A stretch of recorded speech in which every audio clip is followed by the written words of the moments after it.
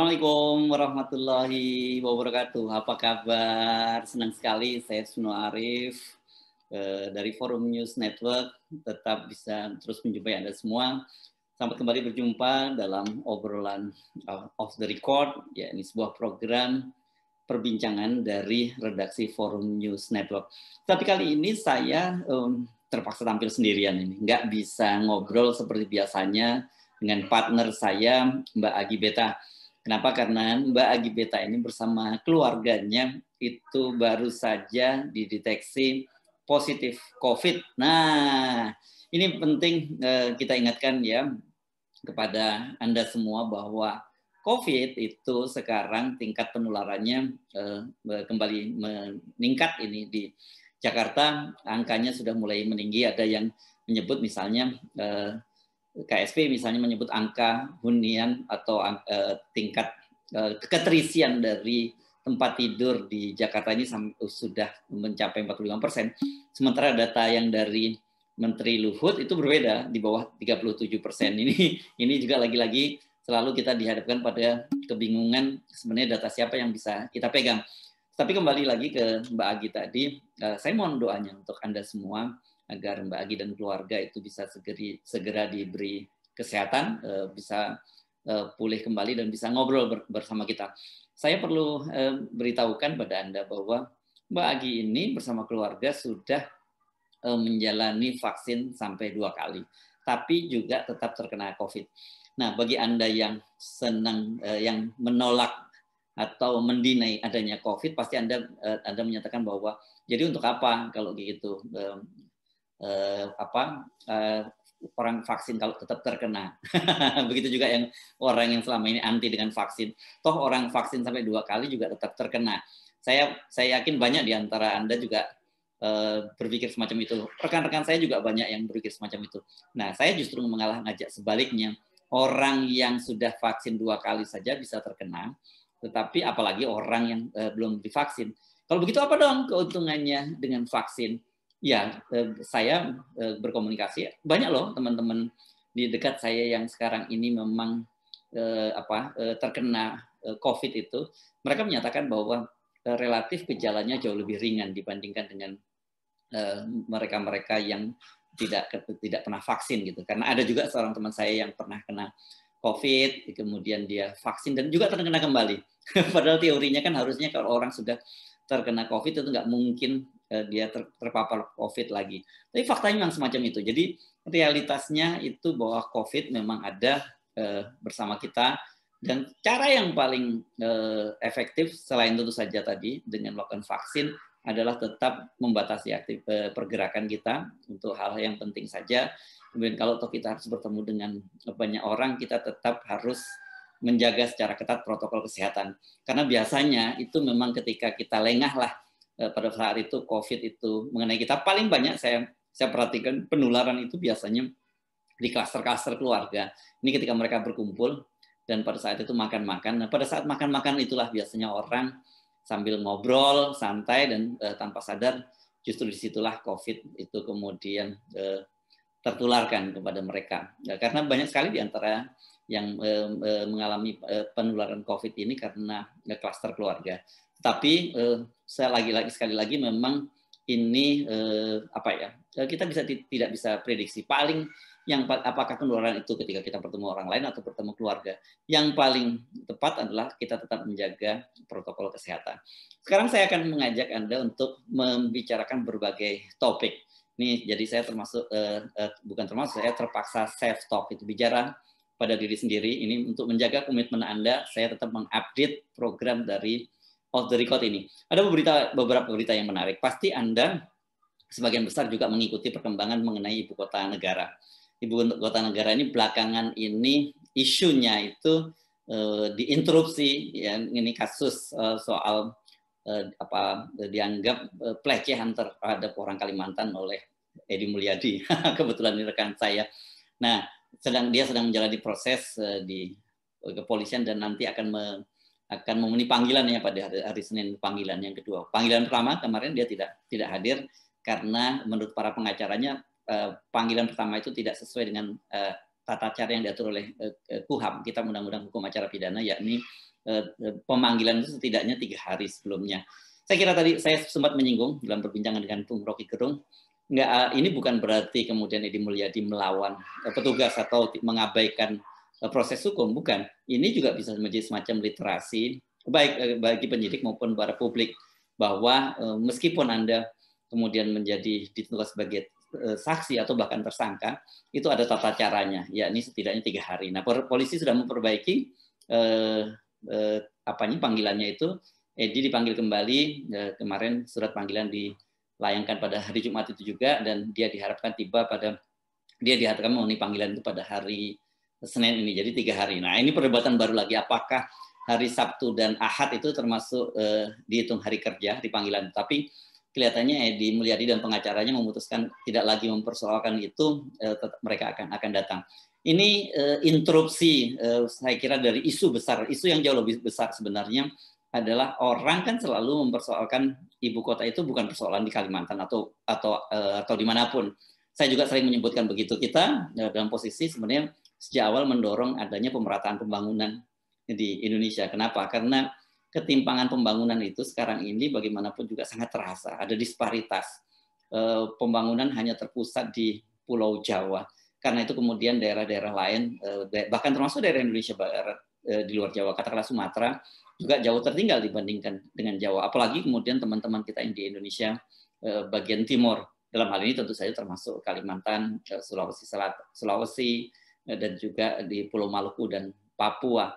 Jadi yang kita persoalkan adalah apakah dalam situasi semacam ini sebagai sebuah langkah yang tepat itu untuk memindahkan ibu kota, terutama berkaitan dengan persoalan anggaran. Belum lagi kita bicara soal amdalnya, perencanaannya, dan sebagainya. Kemarin kita kan membaca di media bagaimana Kepala Bappenas Suharto Manoarfa terkaget-kaget ketika mengetahui bahwa ternyata di dalam lahan lahan yang direncanakan untuk membuat ibu kota baru itu banyak sekali terdapat banyak konsesi-konsesi pertambangan. Bayangkan ada seorang kepala Bappenas yang bertanggung jawab terhadap merancang ibu kota baru ini saja, dia tidak tahu soal itu. Belakangan kemudian ketika dia menghubungi Kepala Badan Pertanahan Nasional BPN di Sofyan Jalil, disebutkan bahwa itu dampak dari perluasan. Jadi memang ada perubahan-perubahan. Jadi skemanya dari semula kemudian diperluas, dan sekarang akibat dari perluasan itu, gitu penjelasannya, ada tahan lahan atau konsesi-konsesi tambang yang masuk ke wilayah IKN. Ini kan menunjukkan betapa perencanaan dari ibu kota ini tidak terencana dengan baik, dan orang jangan disalahkan kalau orang kemudian mengkritik ini sebagai sebuah tindakan yang disebut sebagai tiba masa tiba akal gitu. Jadi tanpa perencanaan yang baik. Itu yang sebenarnya kita lihat. Belum lagi persoalan lingkungan, persoalan dampak sosial, dan banyak lagi yang kita kritisi dari pemindahan ibu kota baru ini. Apalagi kan kita tahu bahwa sekarang ini semula Presiden menyatakan bahwa pembangunan itu tidak akan membebani APBN, karena semula itu diharapkan banyak investor asing dan juga swasta, sementara pemerintah itu hanya membangun infrastruktur dasar saja. Waktu itu angkanya disebut sampai 466 triliun, dan belakangan kemudian ternyata ini direvisi oleh pemerintah. Presiden menyatakan bahwa sekarang ini porsi terbesar untuk membangun ibu kota itu berasal dari APBN, angkanya sampai 53% lebih. Nah, ini kan perubahan-perubahan ini semakin menunjukkan kepada kita betapa pembangunan ibu kota ini tidak dirancang dengan cukup matang melalui proses yang lama. Betul mereka menyatakan bahwa ada proses naskah akademik dan sebagainya, tapi kita tahu bagaimana proses pembahasannya di DPR kemudian sampai jadi proses undang-undang itu dikebut bukan hanya semalam, itu bukan hanya 1 hari, bukan hanya 1 hari 1 malam, tetapi hanya 16 jam. Anda ingat ya, pembahasan undang-undangnya itu hanya berlangsung selama 16 jam. Ini kalah nih pembangunan Candi Loro Jonggrang atau Bandung Bondowoso atau Tangkuban Perahu ini di Sangkuriang, di Tangkuban Perahu juga, yang di dalam legenda-legenda disebut hanya membangun dalam 1 malam. Jadi kalah dibandingkan dengan pembahasan undang-undang ibu kota negara. Nah, soal ibu kota negara ini kan kemarin juga kita soroti adanya misalnya kepala otorita yang nanti akan ditunjuk oleh presiden tanpa konsultasi atau tanpa fit and proper test dengan DPR. Bahkan itu disebutkan hanya konsultasi. Itu pun untuk periode pertama. Jadi periode kedua betul-betul presiden punya privilege penuhnya untuk menunjuk siapa yang akan menjadi kepala otorita. Jadi tidak ada DPR-nya. Ini betul-betul dia memang sangat berkuasa dan levelnya setingkat menteri. Namanya seperti sudah disebut sebelumnya, beberapa nama disebut antara lain Risma, kemudian Ahok, ada mantan Bupati Banyuwangi Abdullah Azwar Anas, kemudian juga mantan Menristek Bambang Sumantri Brojonegoro. Tapi kemudian belakangan nama Ahok kan yang menguat, dan Ahok itu kemudian nama Ahok ini sebelumnya muncul dari Presiden Jokowi, sekarang diperkuat lagi dengan PDIP yang menyodorkan nama yang sama. Orang kemudian bertanya-tanya, kenapa sih selalu Ahok gitu?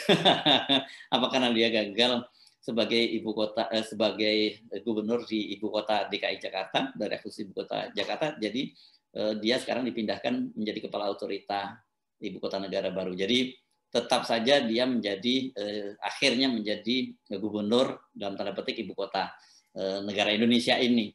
Itu pertanyaan-pertanyaan yang muncul ke publik. Nah, selain itu orang juga bertanya-tanya, ini kan masa jabatan Presiden Jokowi itu akan berakhir pada tahun 2024. Bagaimana nasib dari ibu kota baru ini nanti setelah Jokowi lengser?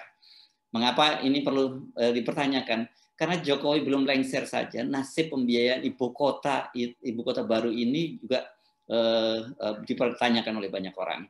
Satu, misalnya kemarin sudah disebut bahwa IMF sudah mengingatkan, IMF ini lembaga keuangan internasional, sudah mengingatkan agar Bank Indonesia tidak lagi membantu APBN.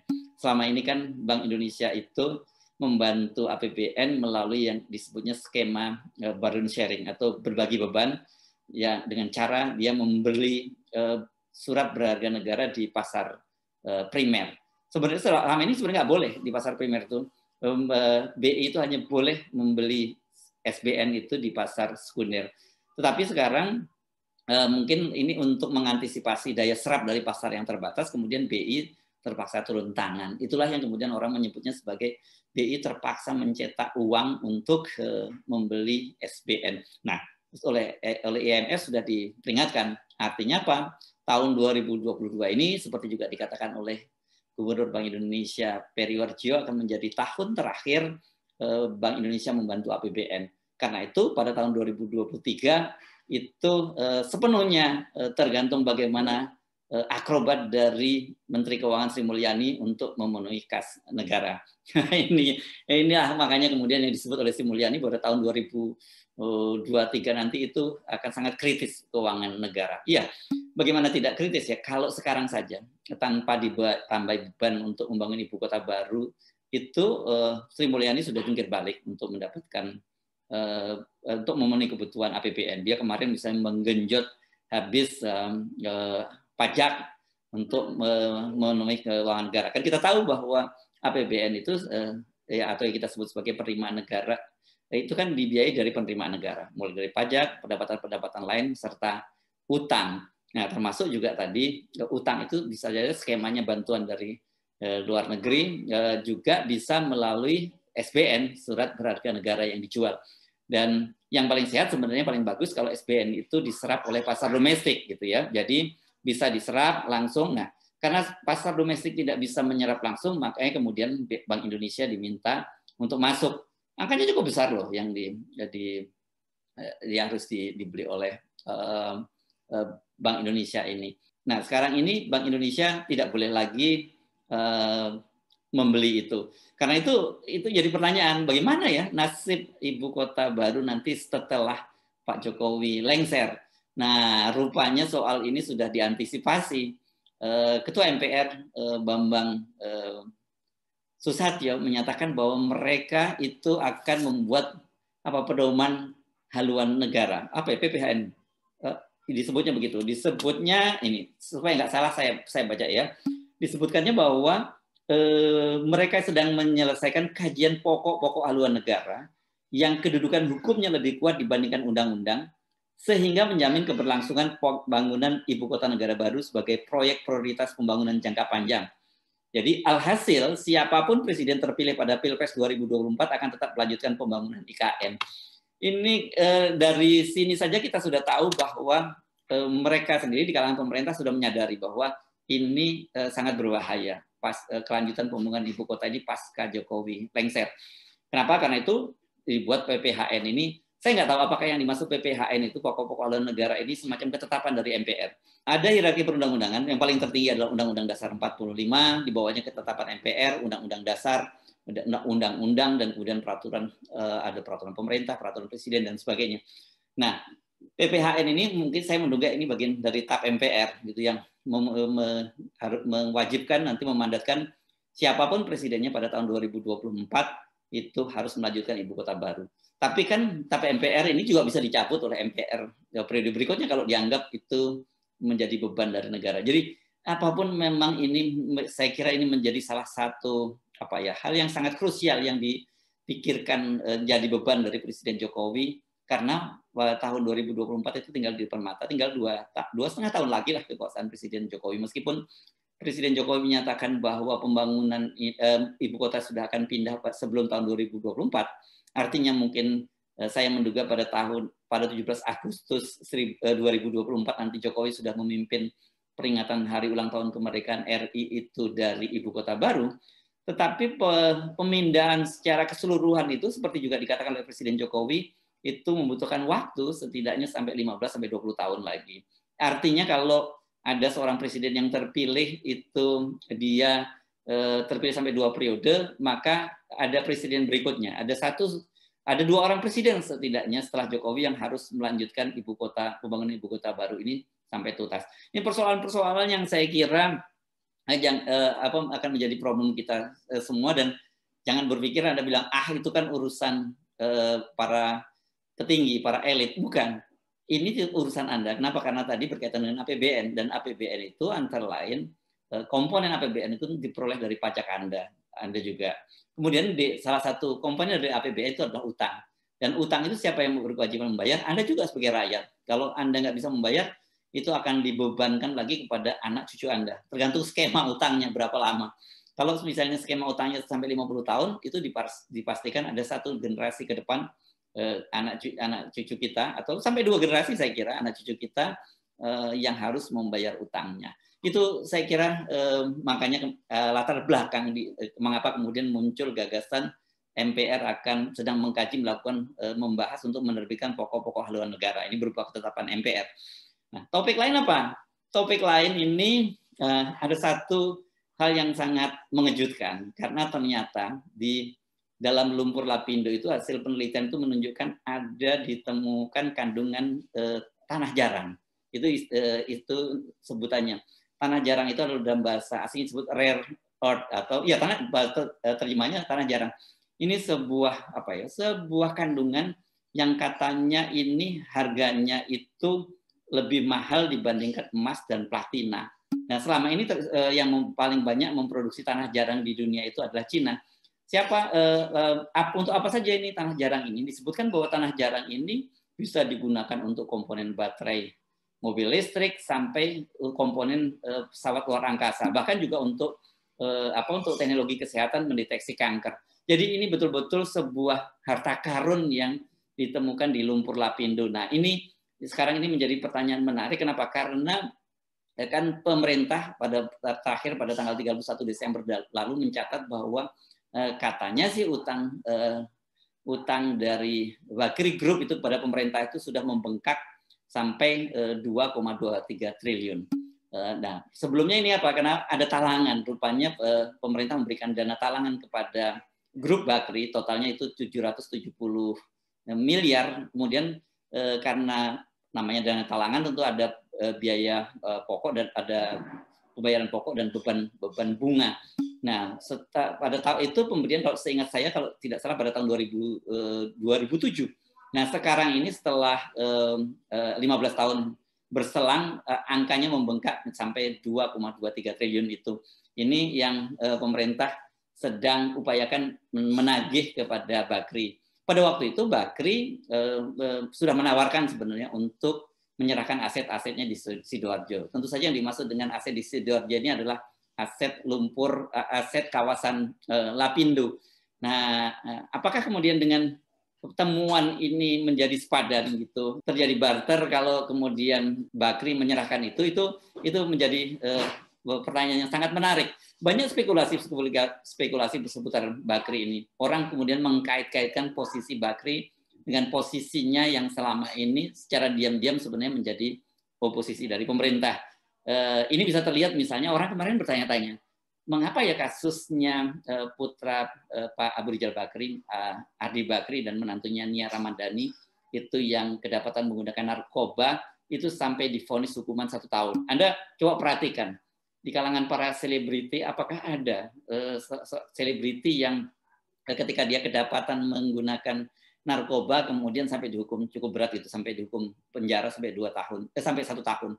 Kebanyakan rata-rata itu bisa mengajukan skema rehabilitasi dan mereka tidak perlu menjalani tahanan tapi cukup direhabilitasi. Banyak sekali kasus-kasus artis yang mendapatkan hukuman berupa rehabilitasi. Nah, pada kasusnya Ardi dan Nia ini sangat menarik. Jaksa pada waktu itu menuntut hukuman agar direhabilitasi selama 12 bulan. Ini pun dianggap sudah sangat berat.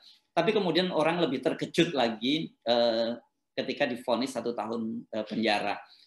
Orang jadi teringat kembali ke belakang ketika terjadi perebutan ketua umum atau pemilihan ketua umum Kadin, itu kan disebut putra Pak Abu Rizal Bakri, putra sulung Pak Abu Rizal Bakri itu Anindya Bakri ini adalah calon kuat. Tapi dan memang realitasnya memang keluarga Bakri ini selama ini sangat mendominasi di Kadin. Tapi tiba-tiba kemudian dia dikalahkan oleh figur baru seorang ketua umum Kadin dan batalah putra Pak Ical ini sebagai ketua umum Kadin. Soal ini orang di media kemudian menghubung-hubungkan soal tagihan utang Bakri, soal kemudian ditemukannya lumpur atau harta karun di Lapindo, dan kemudian juga batalnya putra sulung Pak Abu Rizal Bakri menjadi ketua umum Kadin Indonesia, dan juga kemudian divonisnya menantu dan putra dari Pak Ical karena kasus penggunaan narkotika. Ini yang begini-begini ini di Indonesia memang sangat menarik, selalu ada kaitannya dengan yang disebut seringkali adalah politik sandera, terutama bagi kalangan yang dianggap oposisi atau kritis terhadap pemerintah. Pemerintah sendiri, Departemen Keuangan menyatakan bahwa mereka sebenarnya berharap agar utang-utang keluarga Bakri ini dibayar secara tunai, secara cash gitu, bukan melalui semacam sita atau pemberian agunan dari utang-utang itu. Tetapi ini spekulasinya menjadi liar. Apakah tagihan itu yang muncul belakangan menjadi 2,23 triliun itu berkaitan dengan strategi dari pemerintah untuk menguasai kawasan Lapindo, kawasan sumur lumpur Lapindo ini, karena ada ditemukan harta karun di situ.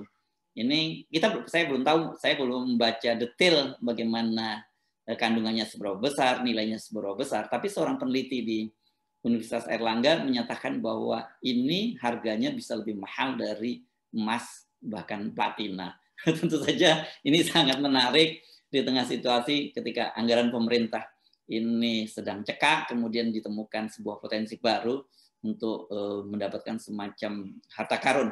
Apalagi kita tahu, saya tadi sebutkan bahwa rare earth atau lumpur jarang ini sebuah kandungan mineral yang bisa dimanfaatkan untuk beberapa teknologi canggih, tadi mulai dari baterai mobil listrik, kemudian sampai pesawat luar angkasa, ini selama ini dikuasai oleh Cina. Jadi ekspor terbesar itu di dunia ini Cina yang menguasai. Nah, kita apakah kemudian lumpur Lapindo ini juga kandungannya cukup besar, ini menjadi sangat menarik perhatian. Nah, yang begini-begini penting kita cermati karena di Indonesia sangat kita seringkali sulit untuk memisahkan ada kepentingan bisnis dengan kepentingan politik. Karena itu sekarang kalau orang juga ribut-ribut bicara soal oligarki itu seperti itu tadi yang seringkali oleh senior ekonom dan juga aktivis Rizal Ramli disebut sebagai peng-peng, alias penguasa dan pengusaha, dan penguasa yang jadi dan sebaliknya itu penguasa yang pengusaha, pengusaha yang penguasa. Nah, akibatnya kebijakan-kebijakan dari pemerintah itu seringkali didrive atau dikendalikan oleh para pengusaha yang bisa mengendalikan penguasa, atau sekaligus penguasa yang dia juga pengusaha. Saya Aksun Arif dari Forum News Network. Terima kasih atas kebersamaan Anda. Wassalamualaikum warahmatullahi wabarakatuh.